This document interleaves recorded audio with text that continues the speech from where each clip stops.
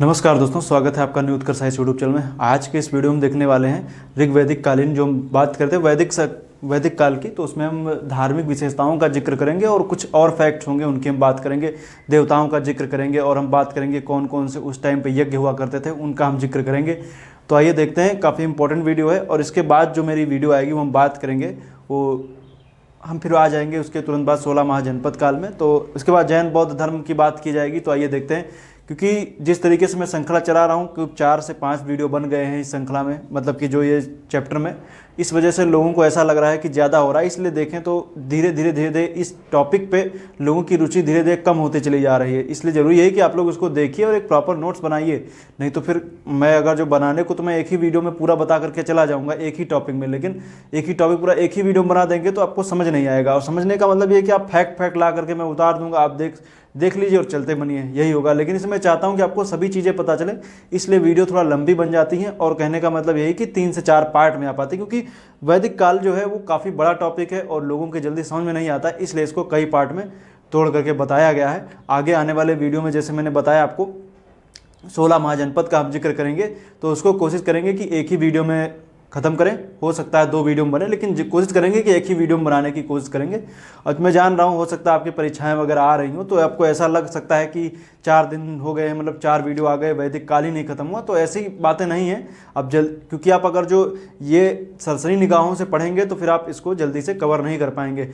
हो सकता है आप जल्दी पढ़ करके आप इसको पढ़ लें, फिर एग्जाम में एक प्रश्न गलत होंगे। मेरा कहने का मतलब यही है कि आप लोग इसको जब अच्छे से पढ़ेंगे और चीज़ों को अच्छी तरीके से नोट करेंगे तभी आपको इसका फ़ायदा मिलेगा, नहीं तो आपको इसका फ़ायदा मिलेगा नहीं। क्योंकि ये ऐसा टॉपिक है जो जल्दी याद नहीं होता। और आप पुरानी परीक्षाओं को दृष्टिगत रखते हुए अपने दिमाग में सोचिए कि कितने प्रश्न वैदिक काल से बार बार गलत हो जा रहे हैं। कहीं सतपथ ब्राह्मण आ जा रहा है, कहीं कुछ आ जा रहा है, कहीं क्या आ गया, कौन सा मंडल में क्या है, इस तरीके के प्रश्न आपको आ जाते हैं। और आप सीधी बात है कि हल्का सा अगर जो लीक से हट के प्रश्न हुआ तो आपके गलत हो जाते हैं। तो मैं कोशिश करूंगा कि सभी प्रश्नों को जो परीक्षाओं में आते हैं उनका सबका समायोजन किया जाए। और मैंने बताया कि चैप्टर जब खत्म हो तो उसके साइड में नीचे से थोड़ी सी जगह आप छोड़ दिया कीजिए, क्योंकि जब जगह छोड़ देंगे तो हो सकता है कोई नया फैक्ट आपको मिल जाए, तो उस फैक्ट को वहीं पर नोट कर लीजिएगा। जब नोट कर लेंगे तो आपको थोड़ा सा और आसानी हो जाएगी, क्योंकि हो सकता है कोई नया प्रश्न बन जाए, इसलिए थोड़ी जगह छोड़िएगा। जो भी चैप्टर खत्म हो उसके नीचे थोड़ी सी जगह छोड़ दीजिए, जो नया फैक्ट मिले उसको वहीं पर नोट कर लीजिए। और सही बता रहा हूँ, आप लोग जो अब तक के जो के 13वां या 14वां वीडियो है, उसके अगर जो प्रॉपर तरीके से आप अगर जो लिख रहे होंगे तो आपको बहुत फायदा मिलने वाला है। नहीं लिखें तो लिख लीजिए, अभी वीडियो की संख्या कम है, लेकिन जब 40-50 इस तरीके से वीडियो हो जाएंगे तब आपके लिए असंभव सा हो जाएगा, आप नोट नहीं कर पाएंगे। इसलिए जरूरी यही कि इसको नोट कर लीजिए, एग्जाम आए तो उसको तुरंत रिवाइज कर लीजिए। आइए देखते हैं वैदिक कालीन धार्मिक विशेषताओं की जो हम बात करेंगे, तो तत्समय प्राकृतिक पूजा काफ़ी ज़्यादा चल रही थी और बहुदेववाद, मतलब कि बहुत से देवताओं की पूजा वगैरह होती थी उस काल में। जैसे मैंने कहा, प्रकृति की पूजा करते थे। वर्तमान समय में भी आप देखें तो कई सारे ऐसे एरिया हैं या कहीं जो जनजातियां हैं वो प्रकृति की पूजा करते हैं। उनका कहना यही है कि हम प्रकृति से उतना लेंगे जितना हम दे सकते हैं, मतलब उतना दीजिए उतना लीजिए, सीधी बात है। तो उसी तरीके से तत्समय भी प्राकृतिक पूजा और बहुदेववाद की चर्चा हो रही थी। उसमें भी देवताओं की 3 श्रेणियां डिवाइड की गई। उन 3 श्रेणियां कौन कौन सी थी, जिनमें से एक थी आकाश, दूसरी अंतरिक्ष और पृथ्वी। मतलब प्रकृति की पूजा, बताया ना प्रकृति की पूजा हो रही है। तो आकाश की पूजा में जब हम बात करेंगे तो वरुण है, मित्र है, सूर्य है, विष्णु है, अश्विन है, सवित्र है, इतने सारे जो हैं देवता, मतलब कि आकाश में श्रेणियां बताया ना, आकाश के देवता इतने सारे माने जाते थे। अंतरिक्ष के देवताओं में इंद्र हैं, यम है, प्रजापति हैं, वायु है, रुद्र हैं, मारुत हैं, इतने सारे देवताओं को जाना जाता है। पृथ्वी की बात करेंगे तो पृथ्वी में सरस्वती हैं, पृथ्वी स्वयं है, और सोम देवता हैं, बृहस्पति हैं और अग्नि हैं, इतने सारे देवता माने जाते हैं। तो अब इन देवताओं के बारे में देखते हैं, जो प्रमुख विशेषताएं, कौन से देवता है किस चीज़ के लिए प्रसिद्ध हैं, उनकी हम बात करेंगे। तो इंद्र देवता की अगर जो हम बात करेंगे तो इंद्र शब्द का सर्वाधिक जिक्र जो है 250 बार हुआ देवताओं में, सबसे ज़्यादा। लेकिन अगर जो ओवरऑल देखेंगे कि सबसे ज़्यादा शब्द कौन सा यूज हुआ है, तो पिता शब्द यूज हुआ है 335 बार, और जन शब्द 270 बार। इसके पश्चात इंद्र का जिक्र हुआ। इसके बाद हम आएंगे तो अग्नि वगैरह का जिक्र मिलेगा। तो इंद्र का जिक्र 250 बार, 250 सूक्तों में इंद्र का जिक्र है। पिता का 335, जन का 270।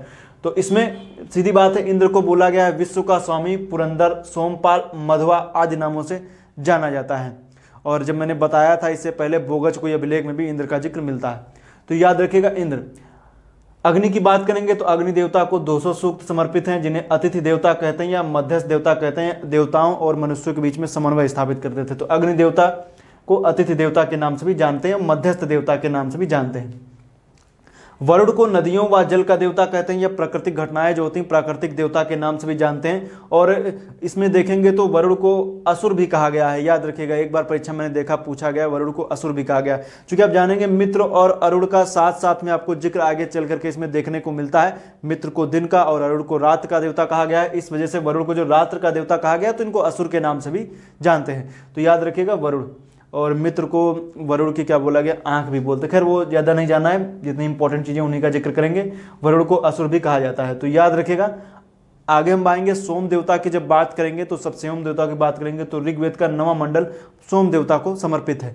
अब कहते हैं सोम जो था, एक सोमरस आप सुने होंगे नाम, तो सोम जो था वो कहाँ से मिलता था? सोम हिमालय के मुजवन पर्वत से मिलता था और पेय पदार्थ की तरह था। तो सोम की प्राप्ति का स्थान जो था वो मुजवन पर्वत था, ये सोम याद रखिएगा। मुजवन पर्वत हो सकता है आपसे कभी परीक्षा में पूछ लिया जाए, तो मुजवन पर्वत याद रखिएगा। 9वां मंडल सोम देवता, ये तो आप अगर जो पढ़े होंगे जितना भी शॉर्ट पढ़ लीजिए ये आपको जरूर मिलेगा। वन लाइनर प्रश्न याद कर लीजिए, कभी भी परीक्षा में पूछा जा सकता है कि ऋग्वेद का कौन सा मंडल सोम देवता को समर्पित है, तो 9वां मंडल है। सवित्र है, सवित्र को सूर्य का प्रतिरूप कहा गया है, या सूर्य का प्रतिरूप है, मतलब सूर्य का कह सकते हैं, प्रतिरूप ही है, दूसरा रूप है। और ये गायत्री मंत्र जो आप तीसरे मंडल में आपको देखने को मिलता है वो सवित्र को ही समर्पित है, लेकिन चूंकि सूर्य का प्रतिरूप है इसलिए हम लोग पढ़ते क्या हैं कि सूर्य देवता को समर्पित है। तो सवित्र भी सूर्य देवता या सविता के नाम से भी जानते हैं। तो सवित्र को गायत्री मंत्र समर्पित है, सवित्र को। तो नेक्स्ट है सूर्य का प्रतिरूप है। अश्विन को वैद्य देवता कहते हैं। अश्विन को क्या बोलते हैं? वैद्य देवता।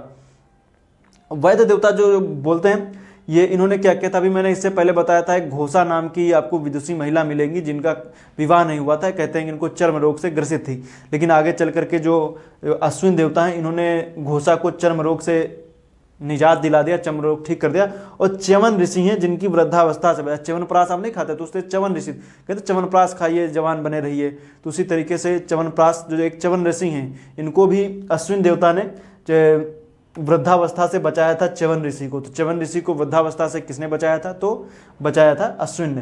तो याद रखिएगा, हो सकता है परीक्षा में पूछ ही लिया जाए, तो इसको याद रखिएगा। अश्विन कौन से थे? वैद्य देवता थे। वैद्य थे, चिकित्सक थे, एक प्रकार से कह सकते हैं चिकित्सक थे। तो घोषा को चर्म रोग से और च्यवन ऋषि को वृद्धावस्था से बचाया था। हो सकता है आपसे पूछ लिया जाए कि घोषा को चर्म रोग से किस देवता ने बचाया, तो सीधी बात है चिकित्सक की बात आएगी तो अश्विन है। पूषण को मार्ग का संरक्षक पथ प्रदर्शक के नाम से जानते थे, और पशुओं का देवता कहते थे, वनस्पति का देवता और शूद्रों का देवता भी कहते थे। किसको? पूषण को।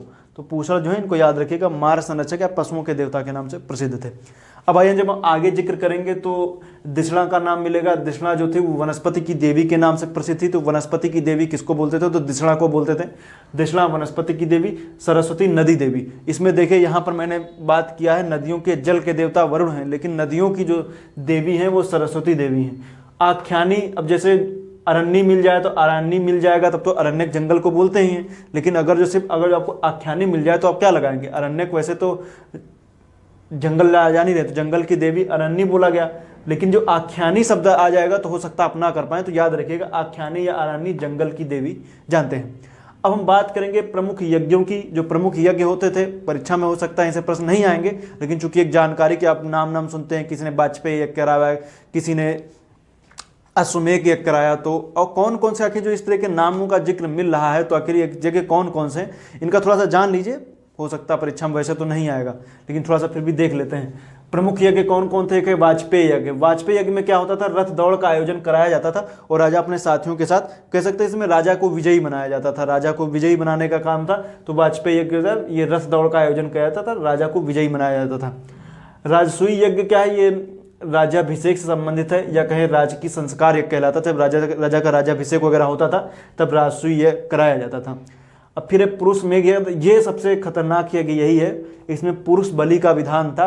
कहते हैं ये 5 दिन तक ये चलता था, और इसमें पुरुष बलि का इसमें दी जाती थी, और कहते थे 11 से 12 इसमें जो बनाया जाता था, इसमें पुरुषों की जैसे बलि वगैरह नहीं दी जाती। आप देखते होंगे पिक्चर वगैरह में देख लीजिए, ऐसे देखने को मिलता है, तो जैसे होता है बलि दे दी जाती है, उसी तरीके से यहाँ पर 5 दिन तक ये यज्ञ चलता था, और इसमें पुरुष की बलि का विधान था। और सबसे कह सकते हैं सबसे ज़्यादा बेकार यज्ञ पुरुष में यज्ञ था। इसका स्रोत सतपथ ब्राह्मण है। सतपथ ब्राह्मण में पुरुष में यज्ञ का जिक्र मिलता है, तो याद रखिएगा पुरुष बलि का विधान।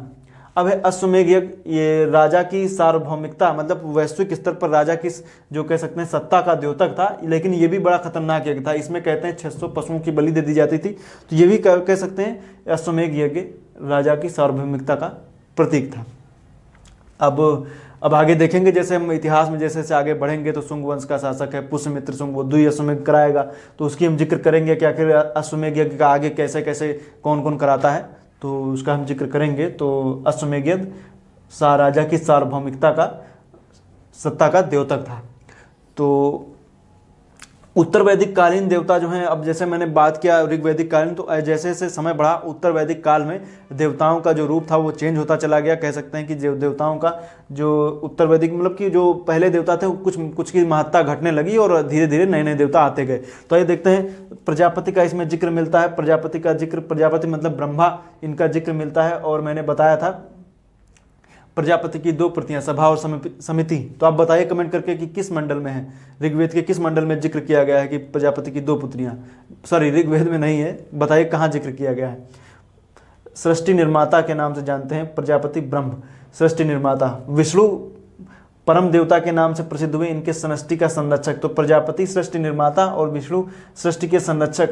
और आगे चल करके इसमें रुद्र देवता का इसमें जिक्र जो मिलेगा, अंतरिक्ष के देवता हैं रुद्र, वो आगे चल करके शिव के रूप में जाने जाने लगा उनको। तो इसी में देखिए तो कहते हैं ना त्रिदेवता या त्रिमूर्ति का जिक्र मिलता है। तो त्रिमूर्ति में ब्रह्मा विष्णु महेश, तो देखिए ब्रह्मा ये हो गए, विष्णु ये हो गए, महेश मतलब रुद्र का रूप शिव, तो ये तीनों के नाम से जाना जाने लगा। तो ये एक सृष्टि के निर्माता सृष्टि के संरक्षक हैं। कौन? प्रजापति सृष्टि के निर्माता माने जाते हैं। अब हम आगे चल करके इसमें भी और आएगा, शिल्पकार देवता को हम जानेंगे और बहुत सारे विश्वकर्मा देवता का भी जिक्र में मिलता है। तो शिल्पकार थे, उनकी भी जिक्र किया जाएगा। आइए देखते हैं प्राचीन नदियों के आधुनिक नाम हैं। कई सारे परीक्षाओं में प्रश्न पूछे लिए जाते हैं कि आखिर प्राचीन नदियों के कौन कौन से आधुनिक नाम हैं। वैसे आप जानते होंगे, लेकिन हो सकता है कुछ के ना जानते हों, तो इसीलिए मैं आपके सामने लेकर के आ गया हूँ। तो ऋग्वैदिक कालीन नदियाँ हैं और आधुनिक नदियाँ हैं, उनके नाम हैं, तो आप लोग उनको समझिए।